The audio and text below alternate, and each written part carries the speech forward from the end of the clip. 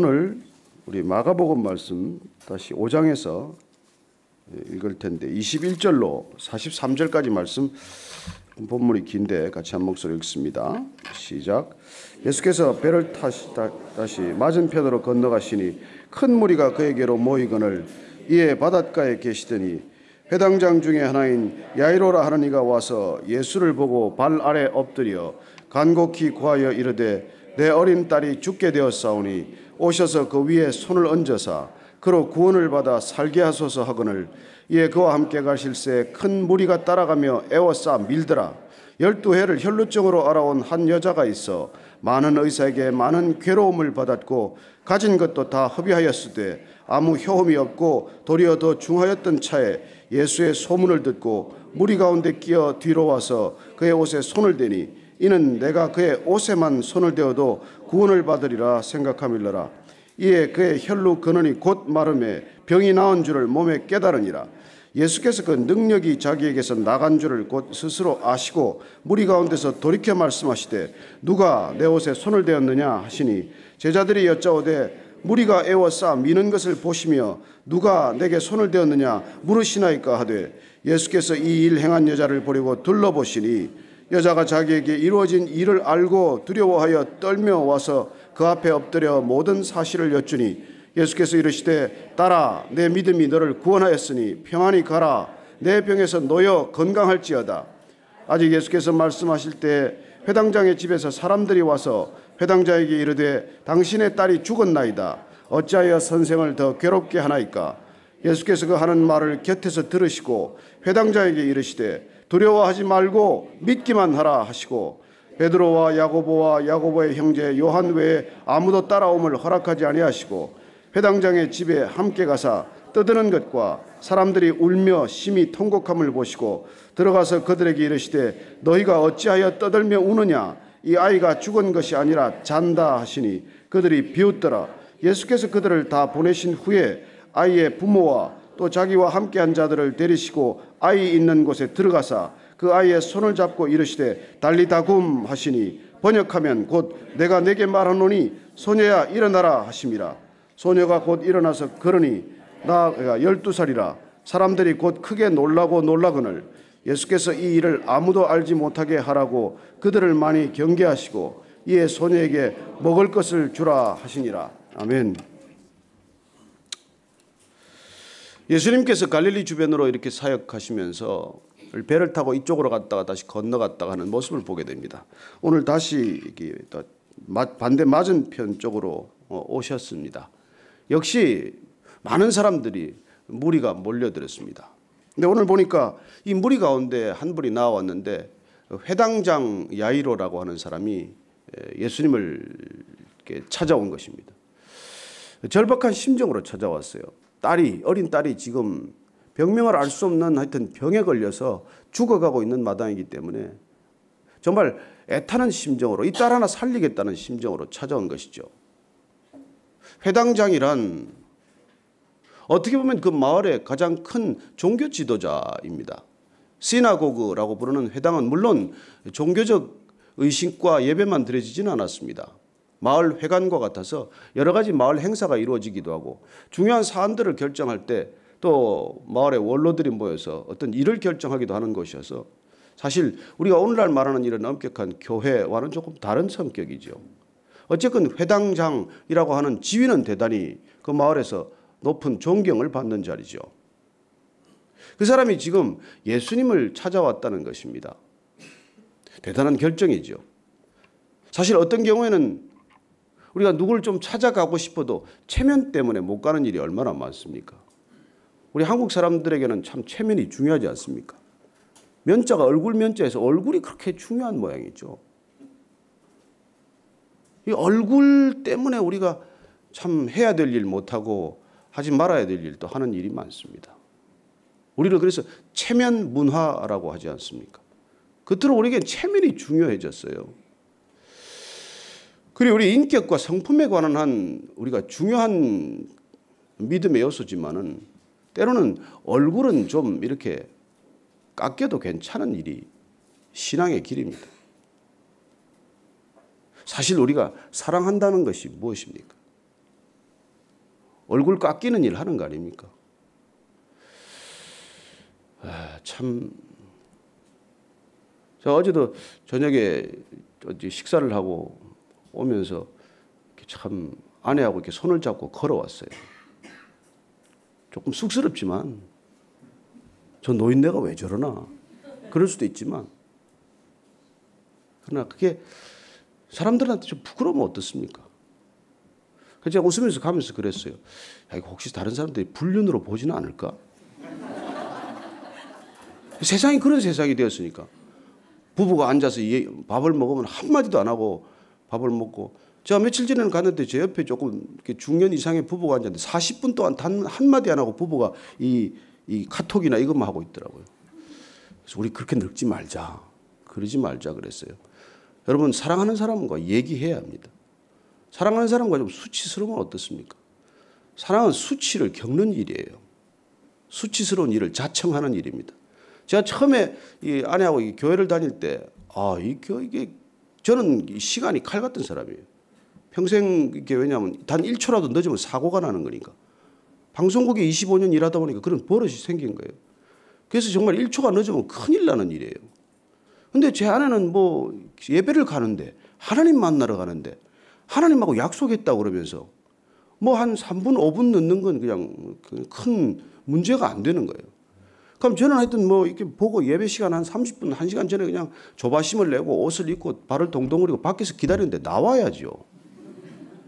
그래서 이제 나오면 제가 마음이 급하니까 앞에 한참 걸어가요. 그러면 한 20, 30m 떨어지면 뒤로 보면 안 와요. 왜 그래 그러면? 혼자 가래.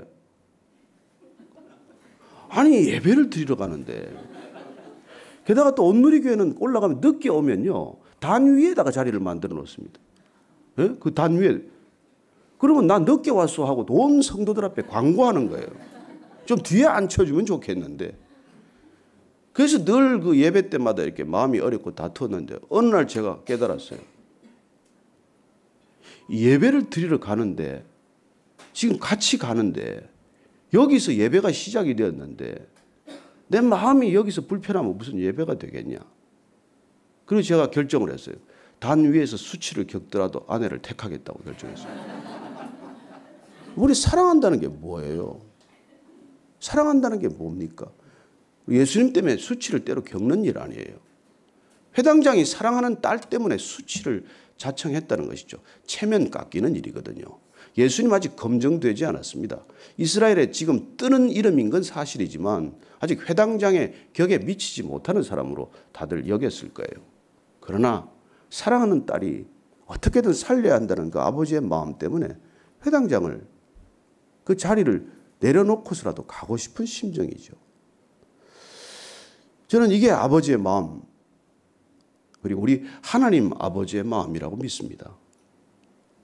주님께서 이 땅에 오신 것, 그 수치스러운 일을 겪으러 오신 것이죠. 구유에 태어나는 일이 상상할 수나 있는 수치입니까? 벌거벗고 십자가에 매달린다는 것이 감당할 수 있는 수치입니까? 그리고 우리는 이 사랑 때문에 이런 수치를 겪을 수 있다는 것이죠. 그런데 이 회당장이 만나서 딸을 살려달라고 이렇게 애걸복걸하는 일이 생겨서 이제 회당장 집으로 가야 되는 길이에요. 가는 도중입니다. 근데 가는 이 도중, 혼잡한 도중 가운데 이 12해 혈루증 앓은 여인을 만나는 것이죠. 이 유출병이라고도 하고 이건 뭐 아주 고약스러운 병이죠. 이게 정상적인 질병은 아니지 않습니까? 끊임없이 이 피가 멈추지 않는 바람에 이 여인은 온갖 의사들을 다 찾아다녔어요. 많은 의사에게 많은 괴로움을 받았다고 되어 있습니다. 그래서 이걸 읽는 순간 그냥 우리 안신기 목사가 생각이 나더라고요. 이거 본인은 읽고 이거 얼마나 괴로워했을까. 많은 의사에게 많은 괴로움을 받는다. 여러분, 사실 뭐 의사들이 얼마나 감사합니까? 그러나 때로는 불치병을 앓으면은 병원을 찾아다닐수록, 의사를 만날수록 사실 절망감을 느끼는 것이죠. 똑같은 검사를 되풀이 한다거나 이 병원 정하면 다니기 위해서 돈은 얼마나 탕진을 합니까? 그리고 이 여인의 경우는 모든 돈을 다 쏟아부었어요. 돈도 떨어졌습니다. 이 병을 앓는 동안 모든 사람도 다 떨어졌습니다. 누가 이 불결한 여인, 유대인들에서는 이런 여인은 나병 환자 취급을 했을 터인데 누가 가까이 했겠어요? 가까운 친지, 친구, 심지어 부모, 자매라고 하더라도 다 떨어져 나갔어요. 아무도 없습니다. 아무것도 없습니다. 남은 게 단 하나예요. 예수님을 만나면 낫겠다는 믿음입니다. 여러분, 믿음은 이런 거예요. 왜 우리 믿음이 능력이 없습니까? 여러분, 의지할 거 다 의지하고 한 가닥 걸쳐놓는 건 믿음이 아니죠. 이 여인에게는 아무것도 없어요. 어느 누구도 지금 도움의 손길을 줄 만한 사람은 없습니다. 오직 단 하나, 내가 예수님을 만나기만 하면, 그분 만지기만 하면, 그분 옷자락이라도 만지기만 하면 이 병이 나을 텐데, 그 믿음을 가지고 나아간 것이죠. 여인이 그렇게 뛰어간다는 게 쉬운 일입니까? 불결한 냄새를 가지고 사람들 틈으로 뛰어든다는 게 쉬운 일이 아니지 않습니까? 이 여인도 체면을 다 버렸어요. 그리고 기어이 사람을 뚫고 들어가서 옷자락 하나 만진 것입니다. 그 순간 이 여인은 자기 몸에 변화가 일어나는 것을 직감했어요. 느꼈습니다. 여러분, 믿음 사건은 우리에게 강렬한 느낌을 가져다 줍니다. 병이 나았구나. 병이 나았구나. 더 놀라운 것은 이 혼잡한 상황 속에서 그 수많은 사람들이 밀치고 당기고 난리가 치는 상황에서 예수님께서 옷자락 하나 만진 걸 알았다는 것입니다. 예수님께서 이 사건을 알았다는 것이 중요해요. 그리고 멈춥니다. 그리고 누가 내 옷자락을 만졌느냐고 말합니다. 놀란 사람은 회당장 야이로예요. 지금 이 옷자락 하나 만진 걸 가지고 지금 이 급한 상황에 딸 살리러 가는 상황에 멈춰서 될 일입니까? 얼마나 마음이 초조했겠어요. 제자들도 답답하다고 여겼을 것입니다. 아니 지금 예수님 무슨 말씀을 하시는 것입니까? 이 난리통에 지금 옷자락 하나 부딪히고 스쳐가는 게 무슨 대단한 일이어서 이걸 지금 그걸 물어보고 계십니까? 그러나 여기에 우리 믿음의 비밀이 있다는 것입니다. 믿음 사건의 비밀이 여기 있다는 거예요. 믿음의 사건을 통해서 응답받는 것은 어떤 과정을 거쳐야 하는지를 말씀해 주고 계신 것이죠. 예수님께서는 이 옷을 만졌다는 사건을 놓고 제자들에게 말합니다. 내 능력이 나갔다는 거예요. 누가복음을 다시 보면 그렇게 표현이 되어 있습니다. 내 능력이 내게서 나갔다는 거예요. 오늘 본문에서 내 능력이 나간 것을 아셨다고 말합니다. 여러분, 옷자락 만졌는데 왜 몸에서 능력이 나와요? 말이 안 되지 않습니까? 옷을 만졌는데 무슨 능력이 나가요? 근데 이게 믿음 사건 안에서 일어나는 프로세스라는 거예요. 여러분, 여인의 절박한 손과 예수님의 옷자락이 부딪힌 사건이지만 이 사건은 한 여인의 간절한 믿음과 예수님의 무한한 긍휼이 만나는 사건이라는 거예요. 우리가 기도가 응답되었다, 믿음이 응답되었다는 것은 어떤 사건입니까? 나의 간절함, 인간의 간절함과 인간의 순전한 믿음과 하나님의 무한하신 자비와 긍휼이 만나는 사건이라는 거예요. 그게 부딪히는 사건이라는 것입니다. 오늘 저는 여러분들이 어떤 기도 제목을 갖고 나오셨건 간절한 마음, 순전한 믿음으로 기도하게 되기를 바랍니다. 여러분, 믿음 없이는 성경 읽어도 소용이 없어요. 우리가 지금 통독하고 있지만 믿음 없이 읽으면 뭐합니까? 글자죠. 믿음 없이 기도하면 무슨 기도입니까? 그건 그냥 중언부언하는 것이죠. 믿음 없이 기도하는 건 그건 그냥 자기 혼자 독백하는 것이지 그게 무슨. 그래요. 믿음 없이 남을 돕는 게 무슨 남을 돕는 거예요. 무슨 구제입니까? 취미생활이지. 조금 남는 거 남한테 줬다고 그게 무슨 구제가 되나요? 믿음 없이 교회 왔다 갔다 하는 게 무슨 신앙생활입니까? 그냥 술집 가는 발걸음 가지고 교회 잠깐 와서 밤에 가라오케 하다가 아침에 찬양하는 것하고 무슨 차이가 있어요? 여러분, 믿음 없이 하는 것은 어떤 것도 하나님의 마음에 터치되지 않는다는 말이에요. 왜 하나님께서 그렇게 믿음을 강조하십니까? 그리고 오늘 이 믿음으로 옷자락만 만졌는데 병이 나았다는 것입니다. 그래서 이 복잡한 상황, 바쁜 상황, 당연히 서둘러 가야 할 길이지만 멈추고 제자들과 특히 지금 이토록 초조해하는 야이로에게 그 사건을 통해서 말씀하고 계신 것이죠. 무엇이 믿음이냐? 믿음은 어떤 것을 볼 것이냐? 예수님은 겨자씨만한 믿음이라도 있다면 산을 옮긴다고 말씀하셨습니다. 우리는 그 말을 말씀으로만 읽을 뿐이지 그걸 누가 진심으로 믿는 사람이 여기 몇이나 되겠어요? 근데 오늘 예수님께서 말씀하시는 것입니다. 내 믿음이 너를 낫게 했다는 것입니다. 내 믿음으로 너는 구원받았다는 것입니다. 내 믿음으로 너는 병에서 해방되었다는 것입니다. 구원이라는 해방이에요. 풀려나는 것입니다. 묶여있던 것에서 풀려나는 거예요.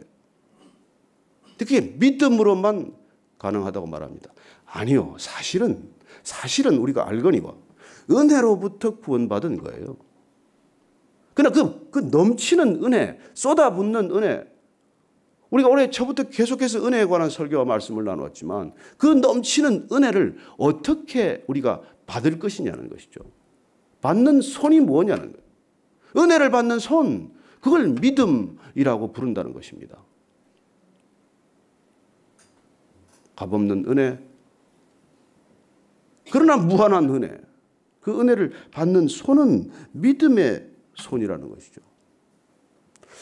저는 여러분들이 그 하나님의 차고 넘치는 은혜를 날마다 받을 수 있게 되기를 축원합니다. 우리의 신앙이란 그게 전부죠. 한없이 쏟아지는 은혜, 폭포수 같은 은혜, 그치지 않는 은혜, 창조 때부터 아니 창세 전부터 흘러 넘치는 그 은혜를 우리가 받는 손이란 단 하나 믿음만으로 받기 때문에 구원 사건이란 그 은혜에 의하여 믿음으로 받는다는 것 아닙니까? 이 병이 놓인 것은 무엇입니까? You are saved by grace through faith. 믿음이라는 통로를 통해서, 믿음이라는 도관을 통해서, 믿음이라는 채널을 타고 은혜가 흘러 들어왔다는 것입니다. 그래서 믿음은 이렇게 흘러가는 파이프라인이 있다는 거예요.